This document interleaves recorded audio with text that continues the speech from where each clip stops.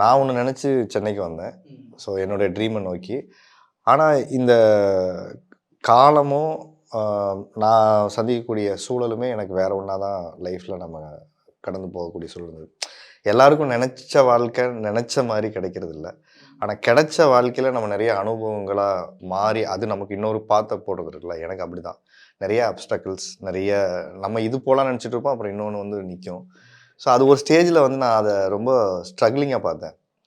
ஏன்னா நாம இப்படி போகலாம் நினச்சா நமக்கு திடீர்னு இப்படி ஒரு ட்ராக் வந்து நமக்கு இருக்குது. இது பண்ணணுமா வேணாமா, இது ரைட்டா தப்பா, இது மாதிரி ஒரு நிறைய கன்ஃபியூஷன்ஸ் வந்து அப்புறம் ஒரு ஸ்டேஜுக்கு அப்புறம் நான் பிலீவ் பண்ண ஆரம்பிச்சது என்னன்னா, you meant to be like that. சில பேருக்கு சில விஷயங்கள் நடக்கிறதுங்கிறதே அது அவங்கனால செய்ய முடியும் அப்படிங்கிறத இந்த யூனிவர்ஸ் நம்புதுங்கிறத நான் நம்புறேன். நமக்கு கொடுக்கப்பட்ட அசைன்மெண்ட்டை ஒர்க் இருக்குல்ல, அது ஏன் அவருக்கு கொடுக்கலன்னு ஒரு கேள்வி இருக்குல்ல. அப்போ இது நமக்கு it meant to be your work, it's your job, it's your journey.